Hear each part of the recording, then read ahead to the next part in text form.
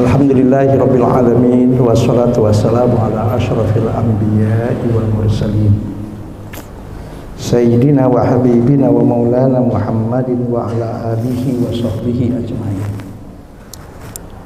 Asyhadu an la ilaha illallah wahdahu la syarikalah wa asyhadu anna Muhammadan abduhu wa rasuluh.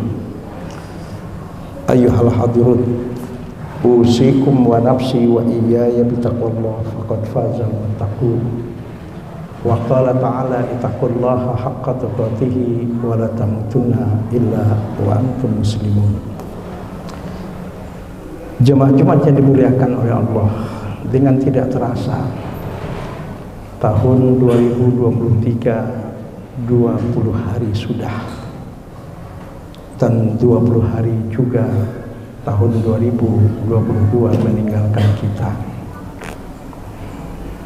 Sampai kapanpun yang namanya hari-hari yang telah berlalu dalam kehidupan manusia tidak akan pernah kembali lagi seperti apa yang diingatkan dalam satu kata hikmah, lan tarji'al ayyamul lati madat.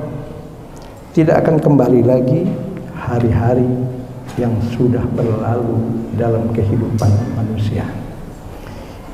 Jangankan 1 tahun, jangankan 1 bulan, jangankan 1 minggu, bahkan 1 hari, 1 menit dan 1 detik pun kalau sudah berlalu dalam kehidupan manusia sampai manusia itu meninggalkan dunia ini, tidak akan pernah kembali lagi hari dan waktu yang sudah berlalu tersebut.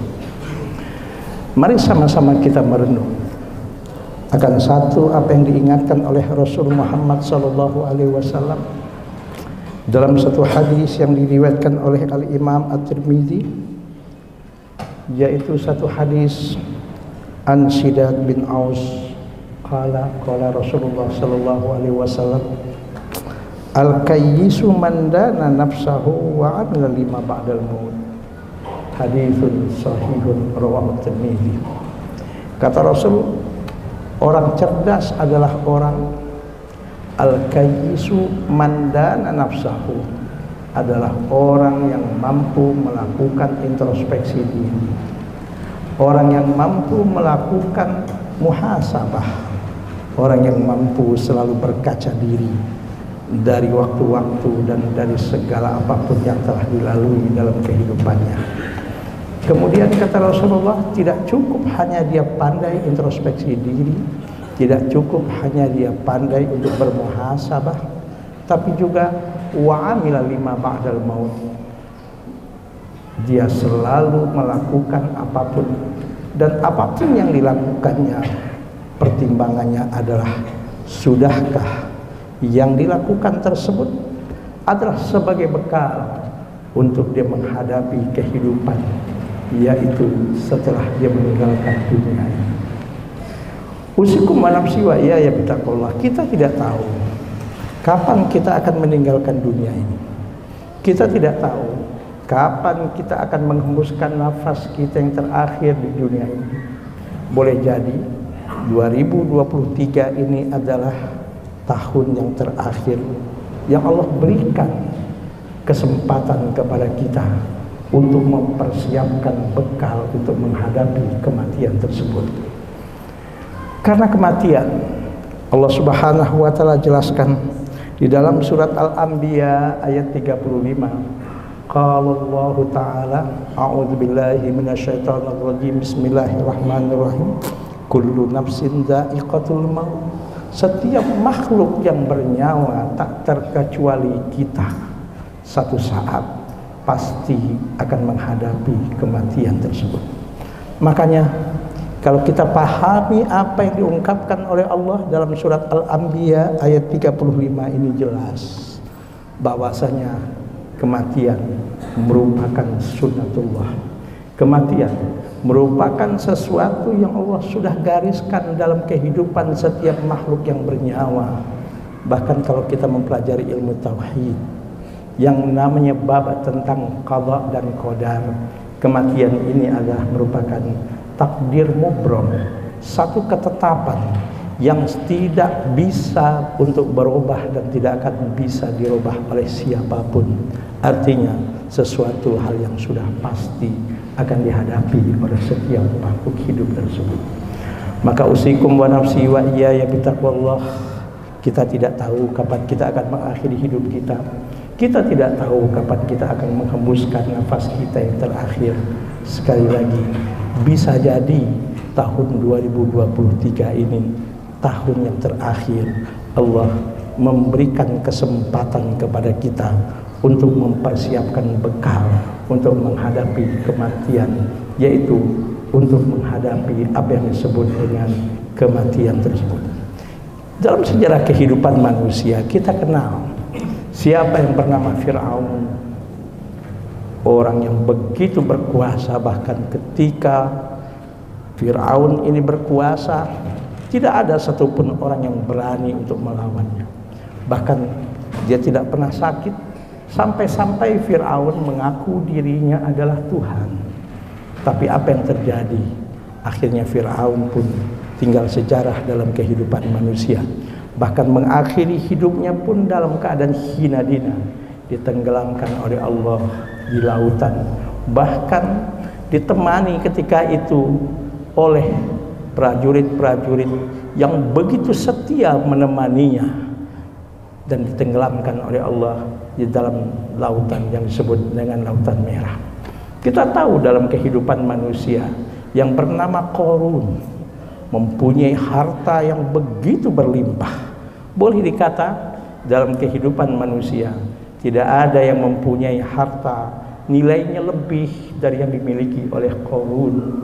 Lagi-lagi Qarun hanya tinggal sejarah, bahkan mati pun dalam keadaan hina, bahkan mati pun dalam keadaan dimasukkan oleh Allah ke perut bumi beserta harta-hartanya, bahkan dengan orang-orang yang setia yang mendampinginya.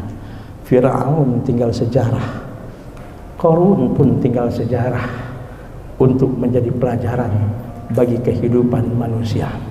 Maka usikum wa nafsi wa iyaya bitaqwallah. Kita beriman bahwa kematian di dunia ini adalah bukan akhir segalanya, bahwa awal di mana kita akan memulai satu kehidupan yang baru, kehidupan yang tidak ada akhirnya, yaitu kehidupan di alam akhirat nanti.